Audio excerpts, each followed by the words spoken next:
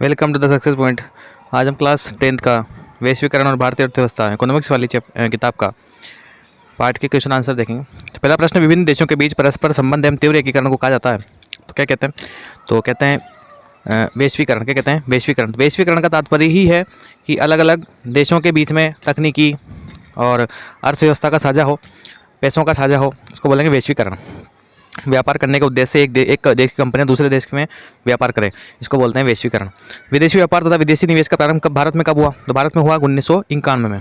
अंतर्राष्ट्रीय बाजार को व्यापार को उदार बनाने व अंतर्राष्ट्रीय व्यापार नियमों का निर्धारक है। तो कौन नियम तय करता है? विश्व व्यापार संगठन एक से अधिक देशों में अपनी औद्योगिक इकाइयां व कार्यालय स्थापित करती है। कौन करती है? तो बहुराष्ट्रीय कंपनियां। ठीक है, राष्ट्रीय तो एक देश में काम करेगी, बहुराष्ट्रीय विभिन्न देशों में काम करेगी।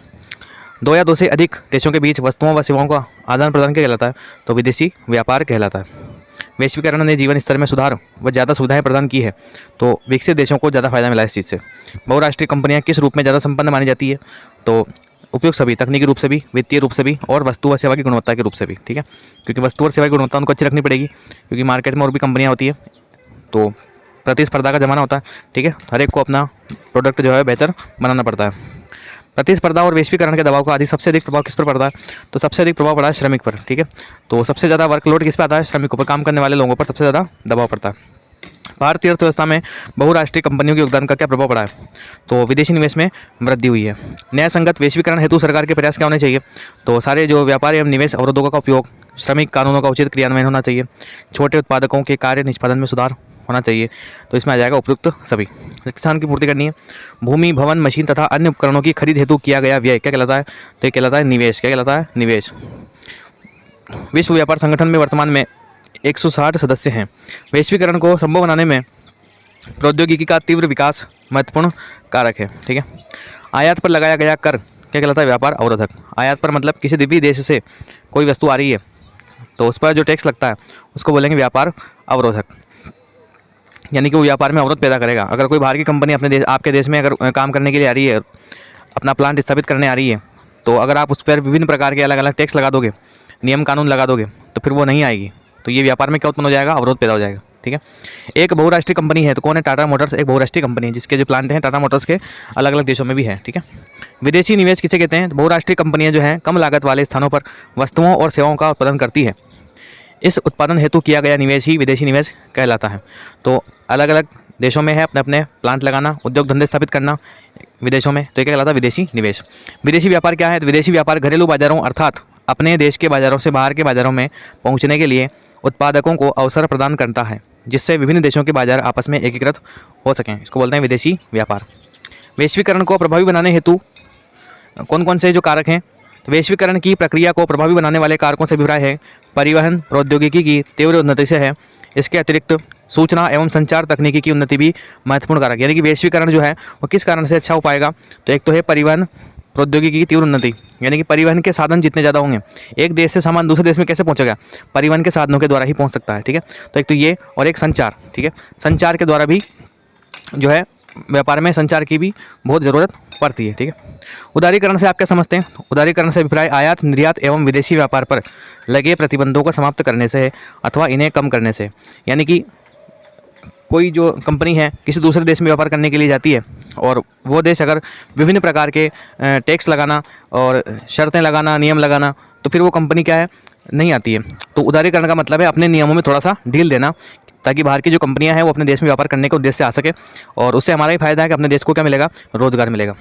तो उदारीकरण से अभिप्राय आयात, निर्यात एवं विदेशी व्यापार पर लगे प्रतिबंधों को समाप्त करने से है अथवा इन्हें कम करने से। भारत में लघु उद्योग उत्पादकों को बाजार में बेहतर प्रतिस्पर्धा के लिए आवश्यक आधारभूत चीज़ें कौन सी है?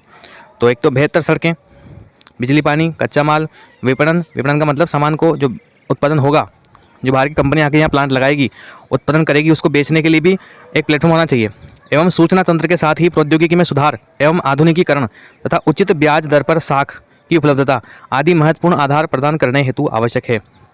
तो जो छोटे छोटे उत्पादक हैं अपने देश में, उनको क्या क्या चाहिए? एक तो चाहिए बेहतर सड़कें, ताकि उनका जो ट्रांसपोर्टेशन माल इधर उधर जाएगा, फैक्ट्रियों में से बनने वाला जो माल है वो इधर उधर जाएगा, तो उसके लिए सड़कें बेहतर चाहिए। बिजली पानी की व्यवस्था चाहिए, ताकि जो प्लांट में काम नहीं रुके। कच्चा माल चाहिए, क्योंकि कच्चे माल से ही पक्का माल बनेगा। ठीक है, विपणन यानी कि बेचने वाला, और सूचना तंत्र। तो इस प्रकार से ये सभी चीज़ें एक लघु उत्पादक को चाहिए होती है।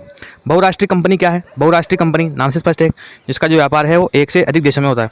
बहुराष्ट्रीय कंपनी से अभिप्राय ऐसी कंपनी जिसका व्यवसाय एक से अधिक राष्ट्रों में फैला हो, जिसमें उत्पादन, मूल्य, गुणवत्ता, आपूर्ति तथा श्रम शर्तें निर्धारण की अपार क्षमता होती है, बहुराष्ट्रीय कंपनी कहलाती है। बहुराष्ट्रीय कंपनियां विदेशों में निवेश किस प्रकार करती है?